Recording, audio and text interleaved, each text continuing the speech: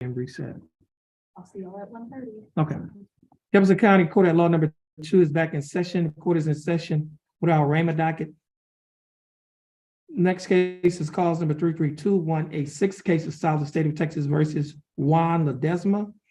Mr. Ledesma, would you please come forward and stand on the X?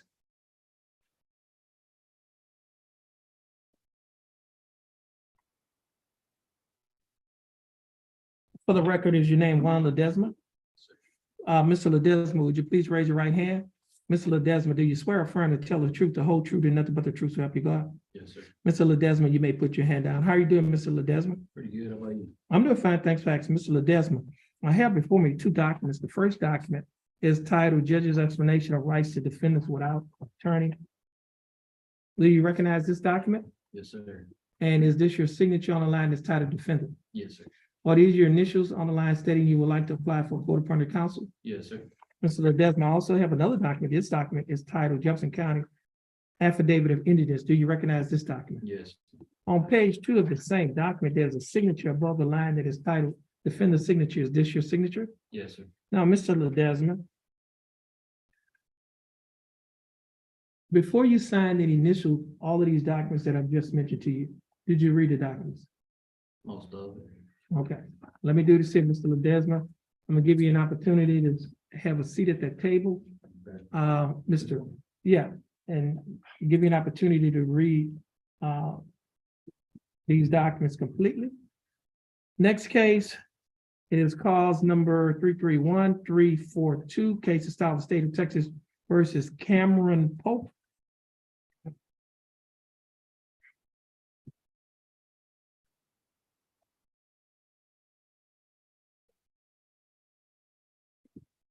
For the record, is your full name Cameron Pope? Yes, sir. Mr. Pope, could you please raise your right hand? Mr. Pope, do you swear or affirm to tell the truth, the whole truth, and nothing but the truth, so help you God? Yes, sir. Mr. Pope, you may put your hand down. How are you doing, Mr. Pope? Yeah. I'm doing fine, thanks for asking. Mr. Pope, I have before me a document that is titled Judge's Explanation of Rights to Defendants Without an Attorney, and a document that is titled Waiver of Counsel for purposes of entering a guilty plea or proceeding to trial. Now, in the first document, Judge's Explanation of Rights to Defendants Without Attorney, do you recognize this document? Yes, sir. And are these your initials on the line stating that you would like to waive your right to an attorney and represent yourself? And is this your signature on the line that's titled Defendant? Next document is titled Waiver of Counsel for purposes of entering a guilty plea or proceeding to trial. Do you recognize this document? Yes, sir. And is this your signature on the line that's titled Defendant? Yes, sir. Now, Mr. Pope, before you signed and initial these documents, did you read the documents? Did you read the documents? Yes, sir. And did you understand what you read? Yes, sir. And is everything in these documents true and correct to the best of your knowledge? Okay. Now, Mr. Pope, I also have before me, Mr. Bailiff, I need you to hand this to Mr. Pope. Mr. Pope, you've just been handed a document that is titled Standard Bond Conditions in County Court at Law number 2. Do you see that title? I will go over this document with you, and it states, following the arrest and accusation in County Court at Law number 2, all bail bonds executed for release of any defendant named herein are ordered subject to the following additional conditions. Number 1, the defendant shall not commit no offense against laws of this state, any other state, or of the United States. Do you understand that condition? Yes, sir. Condition number 2, the defendant shall submit to testing for drugs and alcohol at any time as directed by the court. The court may revoke the bond and order the arrest of any defendant who A, refuses to submit to a test for drugs and alcohol when directed to do so by the court, or B, submit to a test for drugs and alcohol, and the test indicates the presence of drugs and alcohol in the defendant's body, and that's pursuant to the Texas Code of Criminal Procedure, Article 17.44, Section A2 and Section C2. Do you understand that condition? Yes, sir. And condition number 3, the defendant shall not communicate either directly or indirectly with the alleged victim of the pending offense, and the defendant shall not go near any residence, school, or other location frequented by the alleged victim. Do you understand that condition? Now, condition number 4 does not apply to you because it only applies in the DWI case. In your case, it's not a DWI case. Now, Mr. Polk, if you violate any one of these conditions, your bond can be revoked. And if your bond is revoked, that simply means your warrant will be issued for your arrest and you'll be placed in the Jefferson County Jail. Do you understand that? Yes, sir.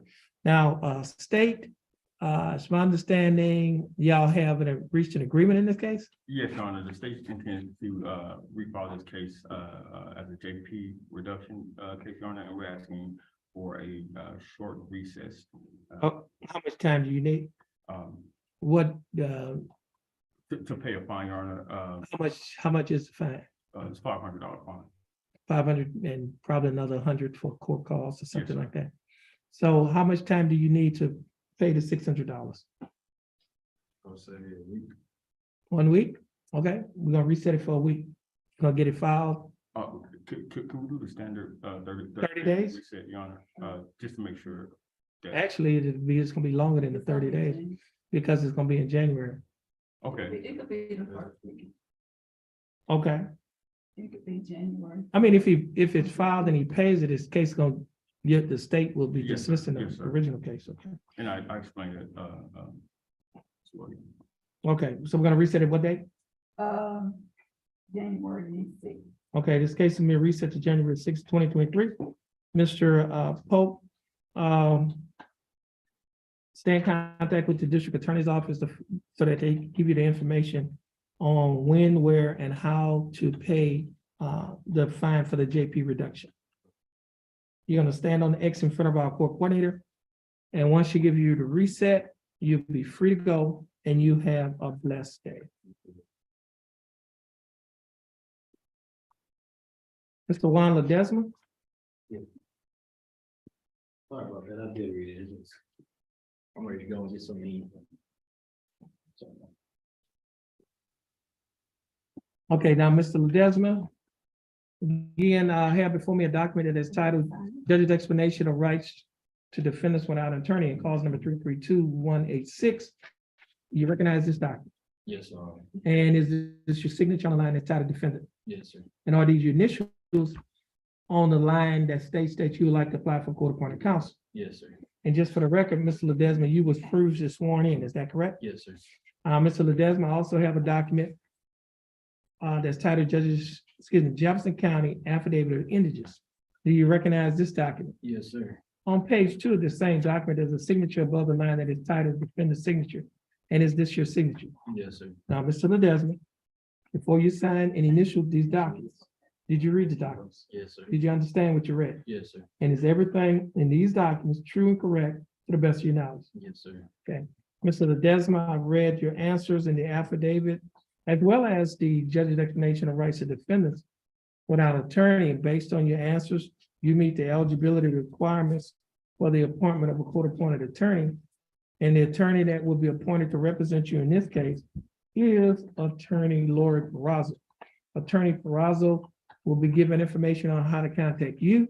You will also be given information on how to contact her. Our court coordinator will give you that information. Once you get the information from our court coordinator, you'll be free to go and you have a blessed day. Please stand on the X in front of the court coordinator.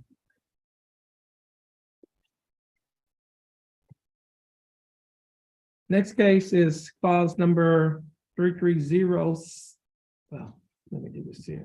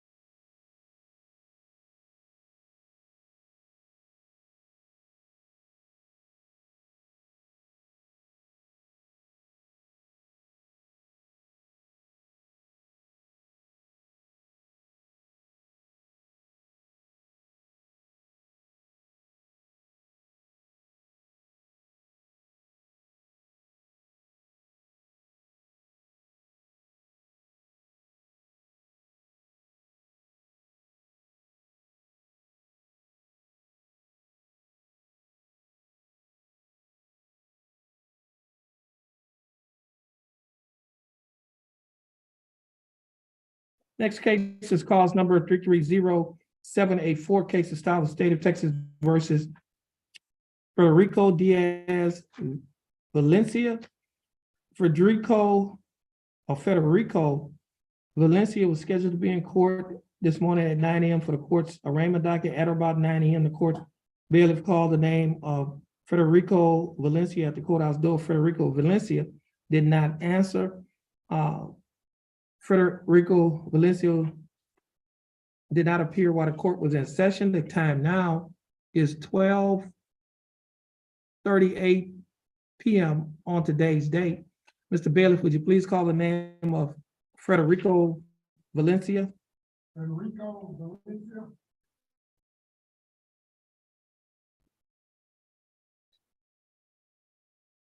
That's him? Yes. Okay. Tell him to have a seat. Okay. Next case is cause number 331642, case of style of state of Texas versus Tiara M. Gibson. Tiara Gibson was scheduled to be in court this morning at 9 a.m. for the court's arraignment docket. At about 9 a.m., Tiara Gibson's name was called by the court's bailiff at the courthouse door.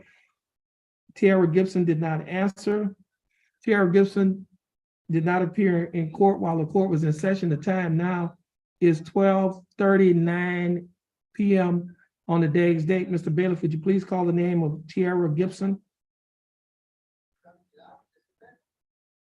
Tiara Gibson.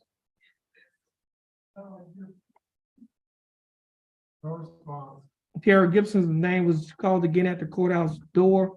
Tiara Gibson did not answer. A reasonable time has passed to give Ms. Gibson an opportunity to appear in court. She has not appeared in court. State, do you have a motion? Yes, Your Honor, state move for bond forfeiture.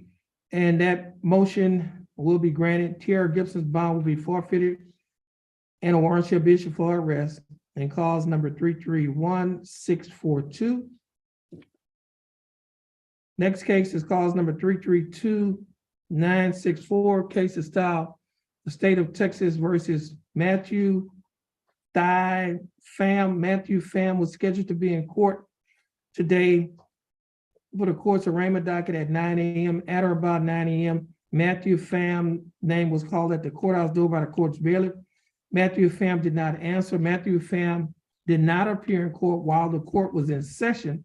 The time now is 12:40 p.m. on today's date. Mr. Bailiff, would you please call the name of Matthew Pham at the courthouse door?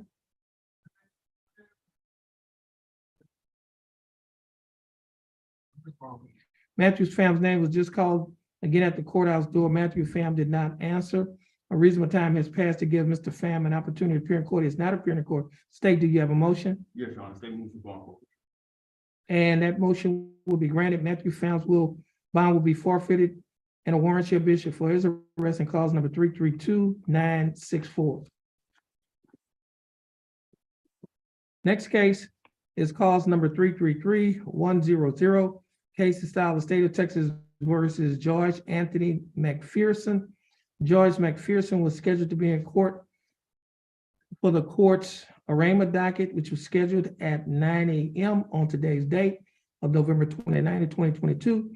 At or about 9 a.m., George McPherson's name was called at the courthouse door. George McPherson did not answer. George McPherson did not appear in court while the court was in session. The time now is 12:42 p.m. on today's date. Mr. Bailiff, would you please call the name of George McPherson at the courthouse door? George McPherson. No response. George McPherson's name was just called again at the courthouse door. George McPherson did not answer. A reasonable time has passed to give Mr. McPherson an opportunity to appear in court. He has not appeared in court. State, do you have a motion? Yes, Your Honor, state move for bond forfeiture. That motion will be granted. George McPherson bond will be forfeited and a warrant shall be issued for his arrest in cause number 333100. The court will be in recess.